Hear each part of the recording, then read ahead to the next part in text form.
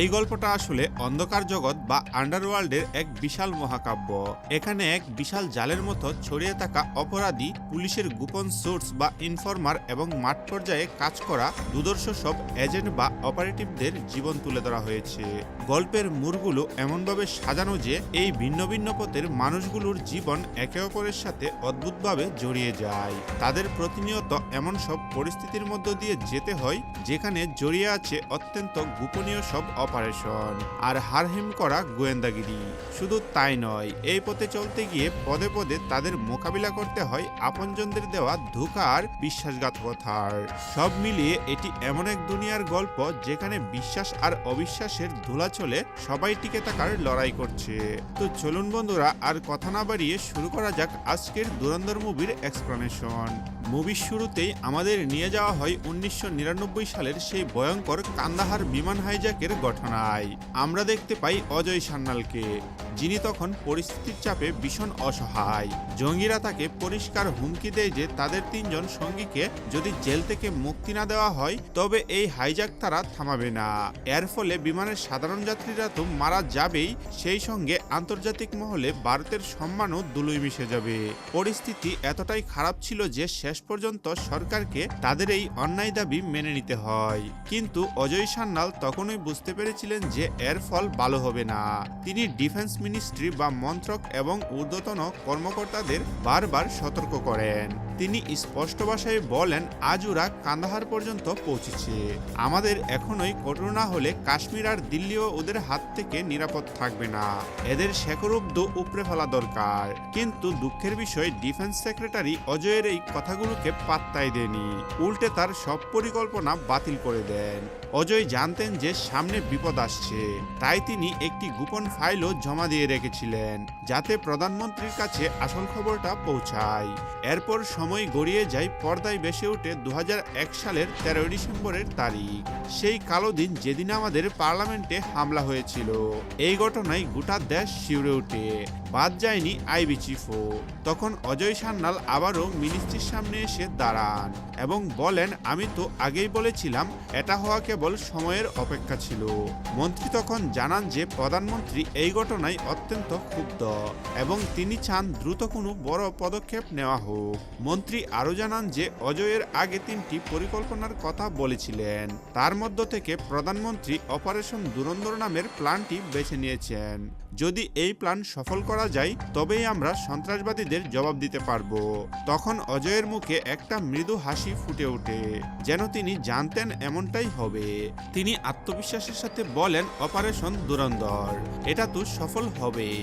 গল্পের মোড় তখন অন্যদিকে ঘুরে এবং আমাদের একমাত্র নায়ক রণবীর সিং এর দুর্দান্ত এন্ট্রি হয়। সিনেমায় তার চরিত্রের নাম হামজা আলী। আমরা দেখি যে হামজা এক কঠিন পথ পাড়ি দিচ্ছে। সে আফগানিস্তানের বর্ডার পার করে প্রথমে পাকিস্তানে ঢুকে, সেখান থেকে করাচি এবং সবশেষে পৌঁছায় লিয়ারি শহরে। এই লিয়ারি জায়গাটা করাচির ভেতরেই যেন আরেকটা ছোটখাটো পাকিস্তান, ভীষণ বিপজ্জনক আর অপরাধীদের আস্তানা। লিয়ারির রাস্তায় হাঁটতে হাঁটতে হামজা একটা রাস্তার ধারে দাবায় গিয়ে পৌঁছায়। সেখানে সে কিছু একটা কোড ওয়ার্ড ব্যবহার করে কিছু জিনিস কিনতে চায়। সে বারবার ওই কোড নামটা বলতে থাকে, কিন্তু দাবার মালিক তাকে চিনতে না পারার ভান করে তাকে কাজে নিতে সোজাসুজি অস্বীকার করে দেয়। উপায় না দেখে হামজা রাতে ওই দোকানের সামনের ফুটপাতেই শুয়ে পড়ে। গভীর রাতে হঠাৎ কিছু স্থানীয় গুন্ডা এসে হামজার উপর হামলা করে। তারা তার কাছে থাকা সামান্য জিনিসপত্র ছিনিয়ে নিতে চায়। হামজা তাদের বাধা দেওয়ার চেষ্টা করে। তখন দাবার সেই বয়স্ক মালিক বা চাচা বেরিয়ে আসেন। মারামারিতে হামজা খুব খারাপভাবে জখম হয়, তাকে প্রচুর মার খেতে হয়। ঠিক যখন অবস্থা খুব খারাপ তখনই পুলিশের গাড়ি চলে আসে আর হামলাকারীরা পালিয়ে যায়। পরের দিন সকালে সেই বুড়ো চাচা হামজার কাছে আসেন, তাকে খাবার দেন এবং নিজের দোকানেই কাজ দেন। আসলে চাচা বুঝতে পেরেছিলেন যে হামজা আসলে তাদেরই লোক, অর্থাৎ ভারতের হয়ে কাজ করা একজন আন্ডারকভার স্পাই বা গুপ্তচর। এভাবেই দেখতে দেখতে 1 বছর কেটে যায়। হামজা ওই এলাকায় থাকতে থাকতে লিয়ারির অলিগলি আর সেখানকার অপরাধ জগৎ সম্পর্কে সবকিছুই জেনে ফেলে। সে জানতে পারে পুরো এলাকাটা মূলত বালুচ আর পাঠানদের দখলে। এদের মধ্যে সবচেয়ে বড় ভয়ঙ্কর গ্যাং হলো রেহমান ডাকাতের। রেহমান লোকটা এতটাই জঘন্য যে শোনা যায় নিজের আসল বাবার পরিচয় জানার পর সে নিজের মাকে পর্যন্ত খুন করেছিল। মানে লোকটা পুরোপুরি সাইকো। অন্যদিকে পাপ্পু বালুচ নামে আরেকজন গ্যাং লিডার আছে, যার শরীরের অর্ধেকটা প্যারালাইজড বা অবশ, কিন্তু সেও নিজের একটা শক্তিশালী দল বা গ্যাং বানিয়ে রেখেছে। গল্পের এই পর্যায়ে হামজার আসল মিশন শুরু হয়। তাকে যেভাবেই হোক রহমান ডাকাতের গ্যাংয়ে ঢুকতে হবে। একদিন রাতে পাপ্পু বালুচের গ্যাংয়ের এক ছেলে ওই দাবাই চা খেতে আসে। তার কথার চলে হামজা বুঝতে পারে যে আগামীকাল তাদের একটা বড় প্ল্যান আছে। তারা রহমান ডাকাতের বড় ছেলেকে খুন করবে। ধাবার মালিক হামজাকে একটা বুদ্ধি দেয়। সে বলে, তুমি যদি কাল কোনোভাবে রহমানের ছেলেকে বাঁচাতে পারো তাহলে তুমি রহমানের নজরে পড়ে যাবে। রহমান খুশি হয়ে তোমাকে নিজের দলে নিয়ে নেবে। রহমানের গ্যাংয়ে ঢোকার এটাই সবচেয়ে সহজ রাস্তা।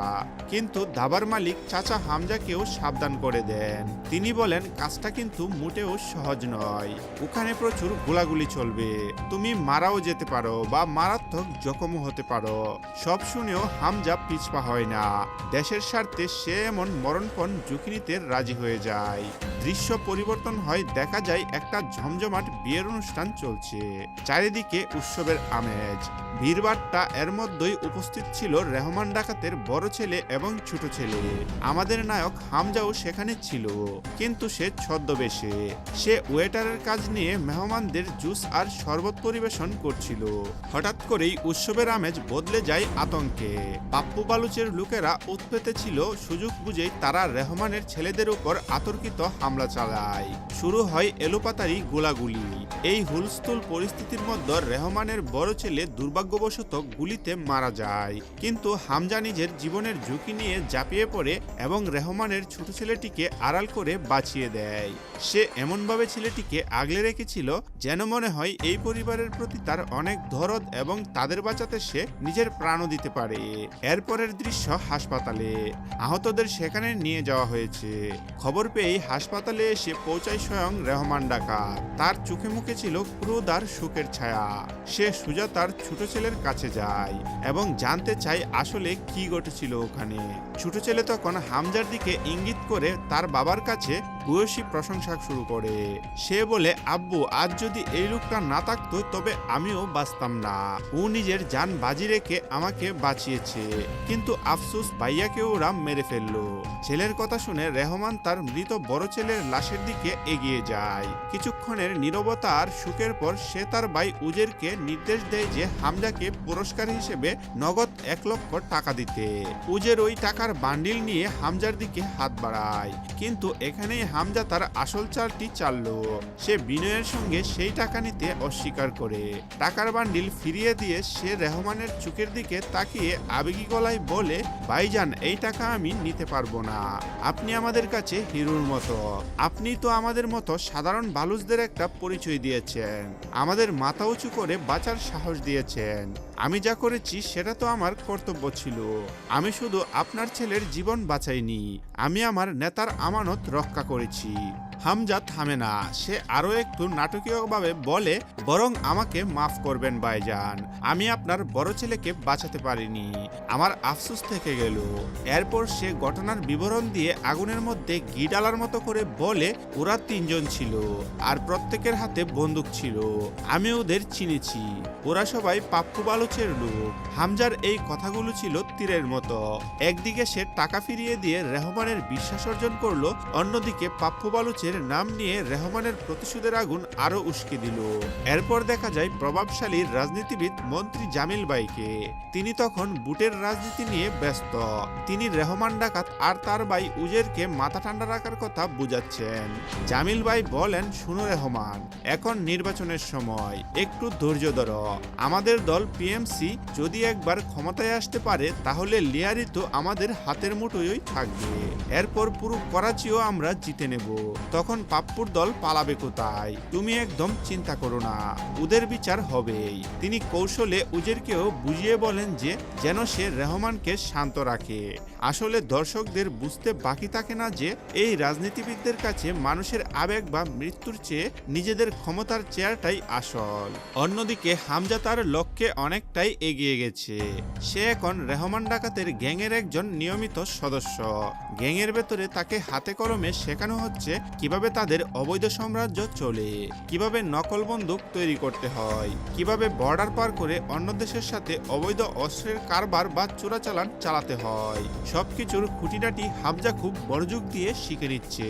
নির্বাচনের দোহাই দিয়ে রহমানকে তার ভাইয়েরা আটকে রেখেছিল ঠিকই, কিন্তু তার ছেলের মৃত্যুর প্রতিশোধ নিতে না পারার যন্ত্রণা তাকে ভেতর থেকে পুড়িয়ে মারছিল। বাইরের পরিস্থিতি তার এই যন্ত্রণাকে আরো বাড়িয়ে দেয়। টিভি চ্যানেল আর সংবাদ মাধ্যমগুলোতে ক্রমাগত আলোচনায় হতে থাকে যে রহমান ডাকাত হয়তো ভয় পেয়ে গেছে। লিয়ারির ত্রাস রহমান আজ চুপ, সে নিজের ছেলের খুনেরও বদলা নিতে পারছে না। এই কথাগুলো রহমানের পৌরুষ আর ইগুতে সরাসরি আঘাত করছিল। সহ্য করতে না পেরে রহমান একদিন তার দলের সবাইকে নিয়ে বসে সে সরাসরি জানতে চায়, তোমরা কি বলো, আমার কি এখন প্রতিশোধ নেওয়া উচিত? দলের অভিজ্ঞ লোকেরা তাকে নির্বাচনের কথা মনে করিয়ে দিয়ে শান্ত থাকতে বলে, কিন্তু এই সুযোগটাই কাজে লাগায় হামজা। সে খুব চতুরতার সাথে রহমানের আবেগকে উস্কে দেয়। সবার মতের বিপরীতে দাঁড়িয়ে হামজা বলে, ভাইজান, আপনি যদি আজ নিজের ছেলের হত্যার প্রতিশোধ নিতে না পারেন, তাহলে আমরা সাধারণ মানুষ আপনার কাছে কি নিরাপত্তা আশা করব? আপনার আসল পরিচয় তো এটাই যে রহমান ভাই কখনো অন্যায় মেনে নেয় না। আজ চুপ থাকলে আপনার সেই সম্মান কি আর থাকবে? হামজার এই কথাগুলো ছিল বারুদের স্তূপে আগুন দেওয়ার মতো। রহমানের মাথা ঠিক ছিল না। নির্বাচনের লাভ ক্ষতি বা মন্ত্রীর বারণ সব বলে সে পাপ্পু বালুচের গ্যাংয়ের উপর ঝাঁপিয়ে পড়ে। শুরু হয় এক ভয়াবহ রক্তক্ষয়ী সংঘর্ষ। রহমান একাই যেন পুরো পাপ্পুর গ্যাংকে শেষ করে দেওয়ার পণ করেছিল। পাপ্পু বালুচ যখন মৃত্যুর মুখে, তখন সে চিৎকার করে বলছিল, আমি তোর বাবা, আমাকে মারিস না। কিন্তু রহমান উন্মাদ, সে কোনো দয়ামায়া না দেখিয়ে পাপ্পুকে নৃশংসভাবে হত্যা করে। পাপ্পুর পুরো দল শেষ হয়ে গেলে তার ছেলে বাবু কোনোভাবে প্রাণে বেঁচে যায়। বাবার মৃত্যু দেখে সে মনে প্রাণে শপথ নেয় যে এর বদলা সে একদিন নেবেই। এই ঘটনার পর পুরো লিয়ারি এলাকা রহমানের একছত্র দখলে আসে, আর এই পুরো ঘটনার পেছনে কারিগর হিসেবে হামজা রহমানের আরো বেশি কাছের মানুষ হয়ে ওঠে, কারণ সেই একমাত্র লোক যে রহমানকে প্রতিশোধ নিতে সাহস জুগিয়েছিল। এখন নির্বাচনের ফলাফলের পর দেখা যায় মন্ত্রী মাজিল শেষ পর্যন্ত জিতে যান। জয়ের পর একটি বিশাল জনসভায় মাজিল এবং রহমান ডাকাত একই মঞ্চে দাঁড়ান। দৃশ্যটি ছিল দেখার মতো। মাজিল যখন বিজয়ের আনন্দে হাত উপরে তুলেন, তখন উপস্থিত হাজার হাজার জনতা মন্ত্রীর নাম না নিয়ে বরং রেহমান বালুচ বলে চিৎকার করতে থাকে। এই দৃশ্য দেখে মাজিলের বুকের ভেতরটা কেঁপে ওঠে। সে ধুরন্ধর রাজনীতিবিদ, সে ভালো করেই জানতো রহমান যদি রাজনীতিতে সক্রিয় হয় তবে তার মন্ত্রিত্বের গদি আর টিকবে না। কিন্তু মাজিল অত্যন্ত চতুর, সে সবসময় রহমানকে নিজের ডাল বা অস্ত্র হিসেবে ব্যবহার করতে চেয়েছে। মুখে সে রহমানকে নিজের ছেলের মতো ভালোবাসার বান করে, কিন্তু তলে তলে নিজের সব নোংরা কাজ তাকে দিয়েই করায়। ঠিক এই সময়ের দিকে গল্পের মোড় অন্যদিকে ঘুরে। আমাদের নায়ক হামজার সঙ্গে সিনেমার নায়িকার প্রথম দেখা হয়, যার নাম আলিনা। তাদের দেখা হওয়ার মুহূর্তটা বেশ অন্যরকম। হামজা আড়াল থেকে মাও মেয়ের ঝগড়া শুনছিল। আলিনা ডাক্তার হতে চায়, তার স্বপ্ন মানুষের সেবা করা, কিন্তু তার মা কিছুতেই তাতে রাজি নন। তিনি মেয়ের এই ইচ্ছার গুড় বিরোধী।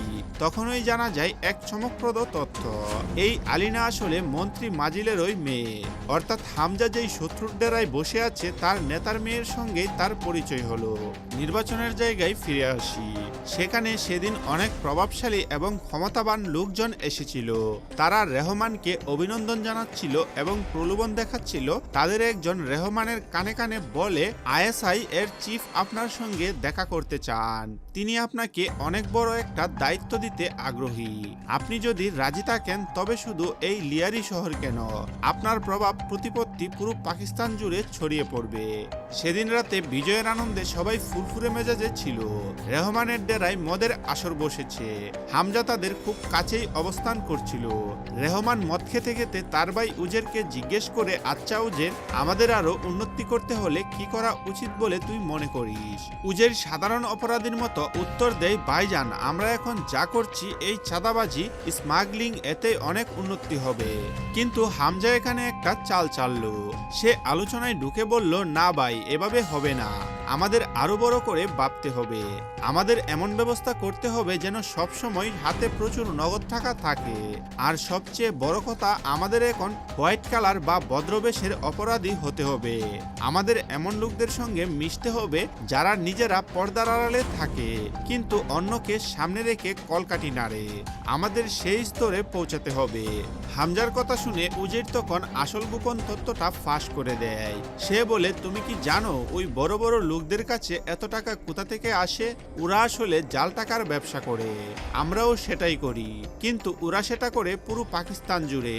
সম্প্রতি ওরা জাল নোটের এক বিশাল নেটওয়ার্ক তৈরি করেছে যা সোজা ভারতে পাচার হয়। করাচি বন্দর থেকে শুরু করে নানা পথ ঘুরে সেই জাল টাকা ভারতের উত্তরপ্রদেশ সীমান্তে পৌঁছায়। আর আসল খবর হলো, আমাদের কাছে সেই বিশেষ প্লেটগুলো আছে যা দিয়ে ভারতের 1000 এবং 500 টাকার হুবহু নকল নোট ছাপানো হয়।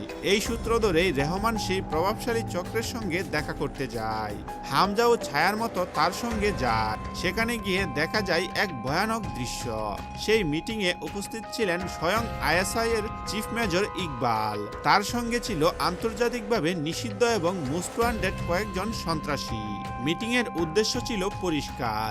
মেজর ইকবাল রেহমানকে একটি প্রস্তাব দেয়, তাকে প্রচুর টাকা দেওয়া হবে, কিন্তু বিনিময়ে রেহমানকে এমন কিছু বন্দুক তৈরি করে দিতে হবে যা কখনো জ্যাম হবে না বা ব্যর্থ হবে না, একদম নিখুঁত মারণাস্ত্র। ইকবাল বলে, তুমি যদি আমাদের এই কাজটা করে দাও তবে আমি উপর মহলে কথা বলবো রাজনীতিতে কিভাবে তোমাকে জেতানো যায়, তার পুরো দায়িত্ব আমার। আর শুনো, এই বন্দুকগুলো খুব জরুরি, কারণ আগামী 3 অক্টোবর ভারতে একটি বড় হামলা হবে যাকে আমরা দিওয়ালি বলছি।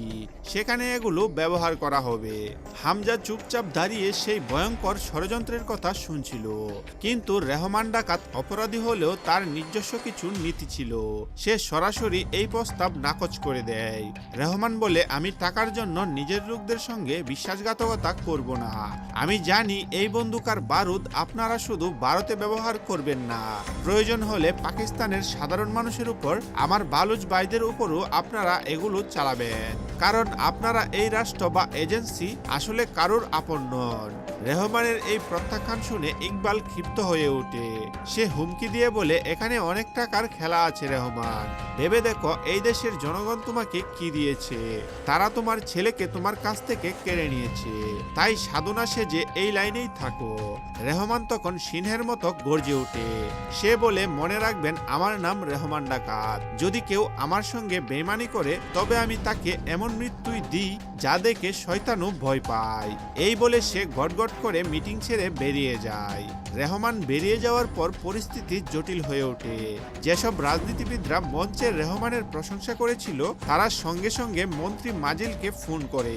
তারা সতর্ক করে বলে, মাজিল, তোমার এই পোশাক গুন্ডা রেহমান কিন্তু খুব বেড়ে গেছে। সে এখন বড় বড় লোকদের সঙ্গে পাঙ্গা নিচ্ছে, আবার সবার সঙ্গে মিশছেও। সাবধান হও, নইলে তোমার মন্ত্রিত্বের চেয়ার কিন্তু হাতছাড়া হয়ে যাবে। সব শুনে মাজিল খুব ঠান্ডা মাথায় অনেকটা ধাঁধার মতো করে উত্তর দেয়, শয়তানকে যদি মারতে হয় তবে তো চেরাগ গসতেই হবে। অর্থাৎ সে বুঝাতে চাইল যে রেহমানকে শেষ করার জন্য তাকে এবার তার কোনো ভয়ঙ্কর শক্তিকে বের করে আনতে হবে। দৃশ্য পরিবর্তন হয়। এরপর গল্পে দেখা যায় এক নতুন বিপজ্জনক চরিত্রকে, এসপি চৌধুরী। লোকটা পুলিশ অফিসার ঠিক হয়, কিন্তু তার কাজকর্ম কোনো দালালের চেয়ে কম নয়। আজ থেকে 7 বছর আগে তার পুলিশের চাকরিটা চলে গিয়েছিল। আর মজার ব্যাপার হলো, সেই চাকরিটা খাওয়ার পেছনে হাত ছিল এই মন্ত্রী মাজিলেরও। তখন মাজিল মন্ত্রী থাকাকালে রেহমান ডাকাতকে বাঁচানোর জন্য চৌধুরীকে সরিয়ে দিয়েছিল, কারণ চৌধুরী তখন রেহমানকে প্রায় মেরেই ফেলেছিল। কিন্তু রাজনীতির পাশা উল্টে গেছে। আজ সেই মাজিলই আবার চৌধুরীর কাছে গিয়ে তাকে পুলিশের চাকরি ফিরিয়ে দেওয়ার প্রস্তাব দেয়। তবে শর্ত একটাই, রেহমান ডাকাতকে শেষ করতে হবে এবং পুরো লিয়ারি এলাকা পরিষ্কার করতে হবে। চৌধুরী এতে রাজি হয়, কিন্তু সে তার তার পুরনো অপমানের কথা ভুলেনি। সে মাজিলকে স্পষ্ট বলে দেয় যে লিয়ারি পরিষ্কার তো করবই, তবে মনে রেখো তুমি যেমন কারোর আপন নও আমিও তাই। আর হ্যাঁ, রেহমানকে আমি নিজের হাতে মারবো। চৌধুরী তার কাজের জন্য কিছু কঠিন শর্ত জুড়ে দেয়। সে বলে আমার একটা আলাদা লিয়ারি টাস্ক ফোর্স লাগবে, সেখানে শুধু আমার বাছাই করা বিশ্বস্ত লোকেরা থাকবে, কারণ পুলিশের বাকি সবাই তো রেহমানের পয়সায় বিক্রি হয়ে আছে। আমার এই অপারেশন হবে একদম গোপন, আমি উপরওয়ালার কোনো হুকুম মানব না। মাজিল তার সব শর্ত মেনে নিয়ে তাকে পূর্ণ সক্ষমতা দিয়ে দেয়।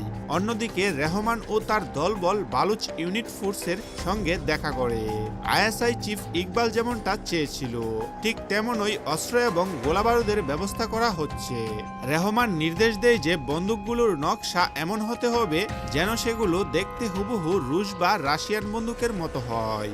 উদ্দেশ্য পরিষ্কার, যাতে আন্তর্জাতিক তদন্তে কেউ বুঝতে না পারে যে এর পেছনে পাকিস্তানের কোনো হাত আছে।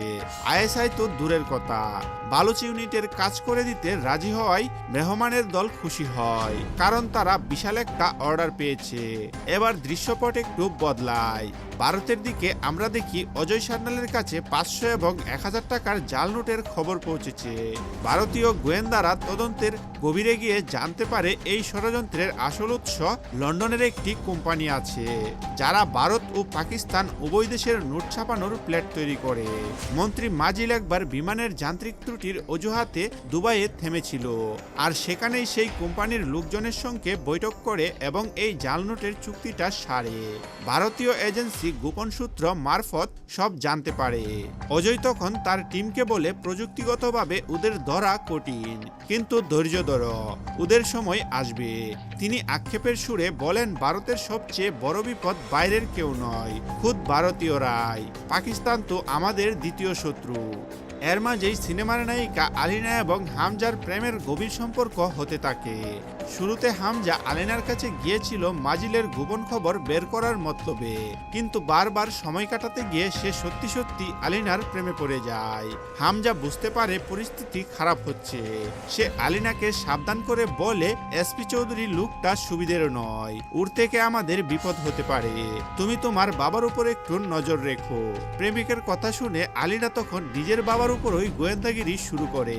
অবশেষে রেহমান ডাকাতকে মারার চূড়ান্ত ফাঁদ পাতা হয়। এই ষড়যন্ত্রে হাত মেলায় মন্ত্রী মাজিল, এসপি চৌধুরী এবং পাপ্পু বালুচের ছেলে বাবু বালুচ। মাজিলের বাড়িতেই বৈঠক বসে। আলিনা আড়াল থেকে গোপনেই সেই বৈঠকের ভিডিও রেকর্ড করে ফেলে। বাবু বালুচ স্পষ্ট জানিয়ে দেয় লিয়ারি পরে আগে আমার রেহমানের কাটা মাথা চাই। মাজিল যেন উপহার দেওয়ার মতোই তাতে রাজি হয়ে যায়। তাদের প্ল্যানটা ছিল খুব নিষ্ঠুর, রেহমানের বাড়ির এক কাজের লোকের ছেলের খাবারে বিষ মিশিয়ে দেওয়া হবে। ছেলেটির পেট ব্যথা শুরু হলে তাকে হাসপাতালে নিতে হবে। ঠিক সেই সময় যখন রেহমানের দল অস্ত্র ডেলিভারি দিতে ব্যস্ত থাকবে এবং তাদের শক্তি দুই ভাগে ভাগ হয়ে যাবে, তখন ওই চৌধুরী রেহমানের উপর হামলা চালাবে। পরিকল্পনা মতোই কাজ এগোয়, কিন্তু আমরা দেখি আইএসআই চিফ ইকবালের কাছে অস্ত্রের চালান পৌঁছে গেছে। ইকবাল খুব খুশি হয়ে টাকাটা মিটিয়ে দেয়, কিন্তু অন্য প্রান্তে ঘটে যায় বিপর্যয়। হাসপাতালে যাওয়ার পথে এসপি চৌধুরী বিশাল বাহিনী নিয়ে রেহমানকে ঘিরে ফেলে। রেহমানের দেহরক্ষীদের একে একে মেরে ফেলা হয় এবং রেহমানকে চৌধুরী নিজের হেফাজতে নেয়। এই খবর বাতাসের বেগে রেহমানের ভাই উজেরের কাছে পৌঁছায়। উজের আতঙ্কিত হয়ে মন্ত্রী মাজিলকে ফোন করে বলে চৌধুরী আমার ভাইকে তুলে নিয়ে গেছে।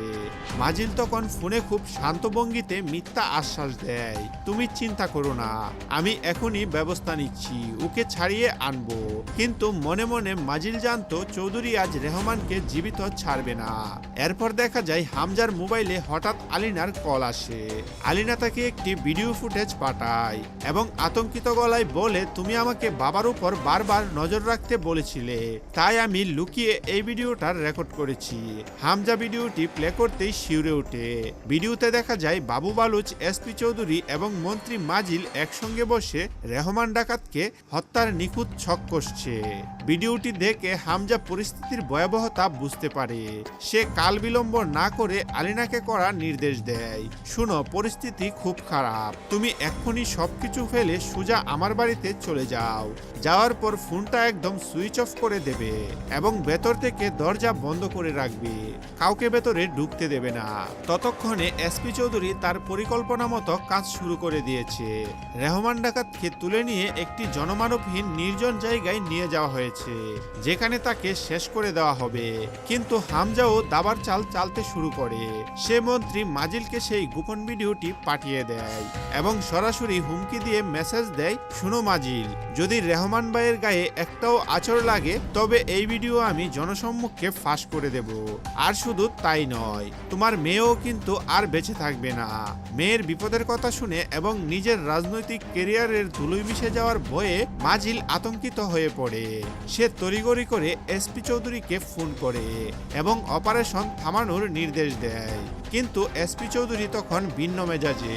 সে সাফ জানিয়ে দেয়, এখন অনেক দেরি হয়ে গেছে, আমি এখন আর কোনো আদেশ মানব না, এমনকি তোমারও না। হামজা বুঝতে পারে যে মন্ত্রী চাইলেও এখন আর এই পাগল পুলিশ অফিসারকে থামাতে পারবে না। রেহমান ডাকাতের মৃত্যু আজ প্রায় নিশ্চিত। তখন সে মরিয়া হয়ে শেষ উপায়টি বেছে নেয়। সে খবর নিয়ে জানতে পারে লিয়ারি টাস্ক ফোর্স এই সেই গোপন আস্তানাটি কোথায়, যেখানে চৌধুরীর নিজস্ব বাহিনী অবস্থান করছে। হামজা এবং উজের সেখানে জ্বরের গতিতে হানা দেয় এবং পুরো টাস্ক ফোর্সকে নিজেদের দখলে নিয়ে নেয়। দৃশ্যটি ছিল হারহিম করা। তারা পুলিশ সদস্যদের হাত পা বেঁধে তাদের গায়ে পেট্রোল ঢেলে দেয় এবং তাদের মাথার উপর থাকা সিলিং ফ্যানের সাথে এমনভাবে বেঁধে রাখে যে একটুও নড়চড় করলেই সব শেষ। সব প্রস্তুতি শেষ করে হামজা এসপি চৌধুরীকে ভিডিও কল করে। ফোনের ক্যামেরা ঘুরিয়ে সে ভয় দেখায়। চৌধুরীর বাহিনীর অসহায় অবস্থার দৃশ্য। হামজা তখন ঠান্ডা গলায় চৌধুরীকে আলটিমেটাম দেয়, ভালো করে দেখে নাও চৌধুরী, যদি আগামী ৮ ঘন্টার মধ্যে রেহমান ভাই সুস্থ শরীরে ওই নির্দিষ্ট সেতুর উপর দিয়ে আমাদের কাছে ফিরে না আসে তবে আমি এই ফ্যানের সুইচ অন করে দেব আর আগুন ধরিয়ে দেব। তোমার বাছাই করা ৪০ জন অফিসার জ্যান্ত পুড়ে মরবে। এরা সবাই নির্দোষ, কিন্তু তোমার ভুলের জন্য এরা সবাই প্রাণ দেবে। এখন সিদ্ধান্ত তোমার, তুমি কি করবে। নিজের বাহিনীর এমন করুণ পরিণতি হবে ভেবে এই পরিস্থিতি হাতের বাইরে চলে যাচ্ছে। এই দেখে চৌধুরী শেষ পর্যন্ত হার মানতে বাধ্য হয়। অনিচ্ছা সত্ত্বেও সে রেহমানকে ছেড়ে দেয়। রেহমান নিরাপদে ফিরে আসার পর হামজাও কথা রাখে। সে জিম্মি পুলিশ সদস্যদের মুক্তি দেয়। কিন্তু এই ঘটনার পর এসপি চৌধুরীর ইগুতে মারাত্মক আঘাত লাগে। হামজা এখন তার চোখের বিষ। সে হামজার দিকে তাকিয়ে দাঁতে দাঁত চেপে হুমকি দেয়, আজ তুই জিতে গেলি ঠিকই, কিন্তু মনে রাখিস তুই বারুদ নিয়ে খেলছিস। এর ফল একদমই ভালো হবে না, আর তুই বেশি দিন বাঁচবি না। এদিকে রেহমান ফিরে আসার পর তার রাগ যেন আর বাদ মানছিল না। সে বুঝতে পারছিল যে তার পথের কাঁটা এখন দুজন বাবু বালুচ এবং এসপি চৌধুরী। সে তার দলবলকে স্পষ্ট জানিয়ে দেয়, এই দুজন আমার গলার কাঁটা হয়ে দাঁড়িয়েছে, এদের শেকড় শুদ্ধ উপড়ে ফেলতে হবে। ঠিক সেই সময়েই ভারতে ঘটে যায় 26 এবং 11-এর সেই নারকীয় হামলা, যা পুরো পৃথিবীকে স্তম্ভিত করে দেয়। এর আগে হামজা ৩ অক্টোবর একটি হামলার ব্যাপারে ভারতকে সতর্ক করেছিল, কিন্তু জঙ্গিরা তাদের পরিকল্পনা বদলে ফেলেছিল। 26/11-এর জন্য ভারত বা হামজা কেউই প্রস্তুত ছিল না। এর কারণ হলো আইএসআই-এর চিফ ইকবাল আগেই সন্দেহ করেছিল যে তাদের ভেতরেই খবর কেউ বাইরে পাচার করছে। সে সেই আগের গুপ্তচরকে ধরে ফেলে এবং তার উপর অমানবিক অত্যাচার করে তাকে মেরে ফেলে। ফলে তথ্যের আদান প্রদান বন্ধ হয়ে গিয়েছিল। হামজা এবং তার বস অজয় সান্যাল দুজনেই টিভির পর্দায় মুম্বাইয়ের এই ভয়াবহ দৃশ্য দেখে বাকরুদ্ধ হয়ে যান। তাদের চোখের সামনে এত বড় সর্বনাশ হয়ে গেল, অথচ তারা কিছুই করতে পারল না। এই যন্ত্রণা তাদের কুরে কুরে খাচ্ছিল। এরই মধ্যে রেহমান রাজনীতিতে নামার গ্রিন সিগন্যাল বা নির্বাচনের টিকিট পেয়ে যায়। এই খবর শুনে এসপি চৌধুরী রাগে ফেটে পড়ে। সে ভালো করেই জানে রেহমান যদি একবার নির্বাচনে জিতে যায় এবং মন্ত্রী বা এমপি হয়ে বসে, তবে আইনের হাত তাকে আর ছুতে পারবে না। রেহমান তখন দরাছোঁয়ার বাইরে চলে যাবে। অন্যদিকে হামজা এবার তার চূড়ান্ত চালটি চালার জন্য প্রস্তুত হয়। সে আহত অবস্থায় আলিনার কাছে নিজের আসল উদ্দেশ্য এবং পরিকল্পনার সব কথা খুলে বলে। সে আলিনাকে জানায় যে তার লক্ষ্য ছোটখাটো কিছু নয়, সে পুরো পাকিস্তানের নিয়ন্ত্রণ নিতে চায়। আলিনা সব শুনে হামজাকে পূর্ণ সমর্থন জানায়। এরপর হামজা আলিনার বাবা অর্থাৎ মন্ত্রী মাজিলকে ডেকে পাঠায়।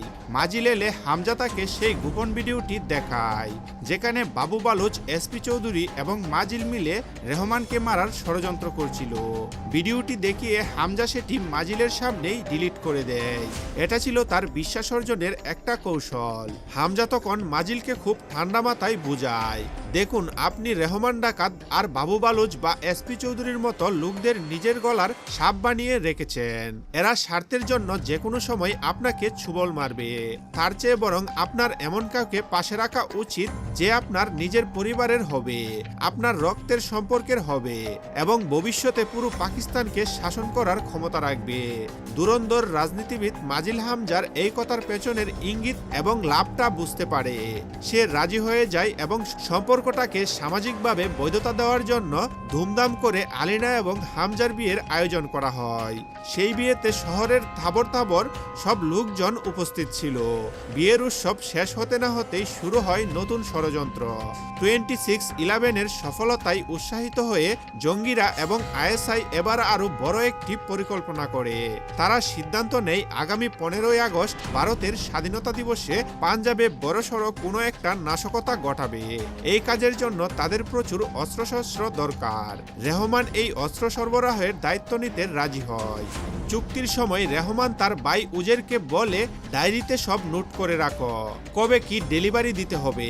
কিন্তু উজের তখন মদের নেশায় এতটাই ভূত ছিল যে তার পক্ষে কলম ধরার মতো সম্ভব ছিল না। এই সুযোগটাই হামজা কাজে লাগায়। সে নিজেই ডায়েরিটা হাতে নেয় এবং নোট করতে শুরু করে। হামজা ইচ্ছাকৃতভাবে ডেলিভারির তারিখ লিখে রাখে 9 তারিখ। সে জঙ্গিদের আশ্বস্ত করে বলে, চিন্তা করবেন না, 9 তারিখ আমরা একদম ফাঁকা আছি, ওই দিনই আমরা পুরো ডেলিভারি পৌঁছে দেব।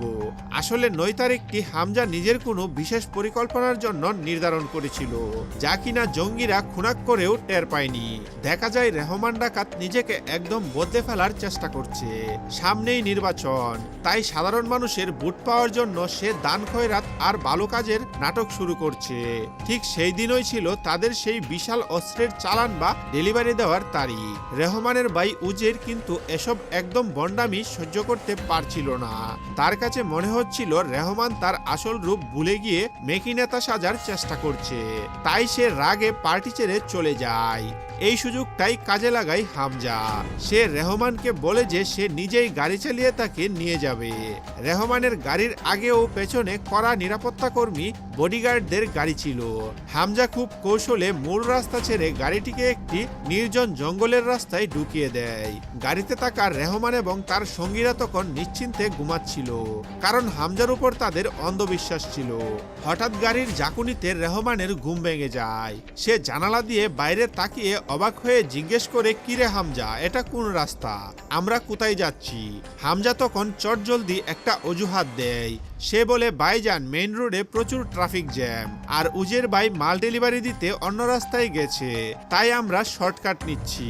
কিন্তু রেহমান তো কাঁচা খেলোয়াড় নয়, তার মনের মধ্যে সন্দেহের দানা বাঁধে। সে বুঝতে পারে কিছু একটা গন্ডগোল আছে। সে পেছন থেকে হামজার উপর ঝাঁপিয়ে পড়ে। চলন্ত গাড়ির ভেতরেই শুরু হয় দস্তাদস্তি। নিয়ন্ত্রণ হারিয়ে গাড়িটি সজোরে রাস্তার পাশে ধাক্কা খায়। এই দুর্ঘটনায় হামজা এবং গাড়ির বাকি সবাই মারাত্মকভাবে আহত হয়। ঠিক এই মুহূর্তটার জন্যই অপেক্ষা করছিল এসপি চৌধুরী। এটি ছিল হামজা আর চৌধুরীর সাজানো নাটক। চৌধুরীর গাড়ি সেখানে এসে পৌঁছায় এবং শুরু হয় তুমুল গুলাগুলি। হামজা তখন ইচ্ছে করেই জঙ্গলের গভীরের দিকে দৌড়ে দেয়, যেন সে পালাচ্ছে। রেহমানের বডিগার্ডরাও তাকে ধরার জন্য পিছু নেয়। জঙ্গলের ভেতরে হামজা একাই একে একে সেই সব বডিগার্ডদের খতম করে ফিরে আসে। অন্যদিকে রাস্তায় তখন বাঘে মহিষের লড়াই চলছে। এসপি চৌধুরী আর রেহমান ডাকাত মুখোমুখি, কিন্তু রেহমান এতটাই শক্তিশালী যে এসপি চৌধুরীর উপর চড়াও হয় এবং তাকে প্রায় মেরে ফেলার উপক্রম করে।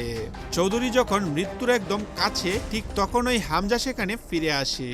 সে চৌধুরীকে নিশ্চিত মৃত্যুর হাত থেকে বাঁচায় এবং রেহমানকে আঘাত করে। তবে এখানেও হামজা এক মাস্টারমাইন্ডের পরিচয় দেয়। সে রেহমানকে পুরোপুরি মেরে ফেলে না, সে রেহমানের শরীরে সামান্য প্রাণটুকু অবশিষ্ট রাখে।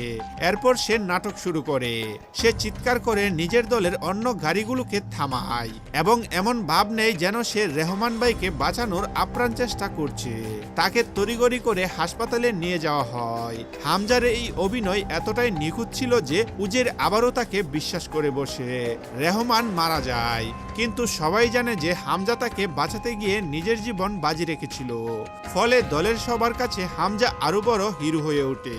হাসপাতালের ড্রামা শেষ করে হামজা যখন বাড়ি ফেরে, তখন তাকে দেখে শিউরে ওঠার মতো অবস্থা। আলিনা দরজা খুলে দেখে হামজার সারা শরীর রক্তে ভেসে যাচ্ছে। এমন কোনো জায়গা নেই যেখানে আঘাত লাগেনি। হামজা মারাত্মক আহত ছিল ঠিকই, কিন্তু তার চোখের দৃষ্টি ছিল আরো ভয়ঙ্কর। সে আলিনাকে কিছু না বলে চুপচাপ তার সেই গোপন ডায়েরিটা বের করে। তারপর লাল কালি দিয়ে রেহমান ডাকাতের নামের উপর একটা বড় ক্রস চিহ্ন এঁকে দেয়। অর্থাৎ তার মিশনের সবচেয়ে বড় অধ্যায় রেহমান ডাকাতের গল্প এখানেই শেষ। এরপর সিনেমার দৃশ্যপট বদলে যায় এবং আমাদের নিয়ে যাওয়া হয় ভারতে। সেখানে একটি গোপন আস্তানায় আমরা জসকৃত সিংকে দেখি। এই জসকৃত সিং আর কেউ নন, আমাদের চেনা হামজা। তখনই দর্শকদের কাছে অপারেশন ধুরন্ধরের আসল রহস্য ফাঁস হয়। এই অপারেশন হলো এমন এক গোপন মিশন যেখানে শত্রুর ঘরে ঢুকে তাদের ওই লোক সেজে তাদের ধ্বংস করা হয়। আর এই কাজের জন্য বেছে নেওয়া হয় এমন সব মানুষদের যাদের জীবনে আর কোনো আশা নেই। হয়তো তাদের ফাঁসির হুকুম হয়ে গেছে। দেশ তাদের একটা শেষ সুযোগ দেয়, দেশের জন্য কাজ করো, শত্রুকে শেষ করো। জসকৃত সিং ওরফে হামজা তাদেরই একজন। সিনেমার শেষে আমাদের জানানো হয় যে এটা তো কেবল শুরু, এই গল্পের পার্ট 2 আসতে চলেছে। সেখানে দেখা যাবে হামজা কিভাবে একাই পুরো লিয়ারি শহর শাসন করছে। এরপর পাকিস্তানের গোয়েন্দা সংস্থা আইএসআই এর পরিণতি কি হয় এবং ভারতের অফিসার অজয় সান্যাল এরপর কি চাল চালবেন, সেসব রোমাঞ্চকর ঘটনা দেখার জন্য আপনাদের দ্বিতীয় পর্বের অপেক্ষা করতে হবে। ধুরন্ধর সিনেমার এই টান টান উত্তেজনার গল্পটি আপনাদের কেমন লাগলো তা কমেন্ট করে জানাতে ভুলবেন না। ভিডিওটি শেষ করার আগে একটা কথা বলে রাখি, সিনেমার ডিসক্লেমারে স্পষ্ট বলা হয়েছে যে এইসব চরিত্র কাল্পনিক। সোশ্যাল মিডিয়ায় যাতে কোনো বিতর্ক বা ঝামেলা না হয় সেজন্যই নির্মাতারা এই সতর্কবার্তা দিয়েছেন। তো বন্ধুরা, আজ এই পর্যন্তই। তাড়াতাড়ি দেখা হবে আরো একটি ধামাকা ভিডিওর সাথে। ততক্ষণ পর্যন্ত ভালো থাকবেন। Tata, bye bye. যাওয়ার আগে ভিডিওটিকে একটি লাইক দিতে এবং চ্যানেলটিকে সাবস্ক্রাইব করতে একদমই ভুলবেন না।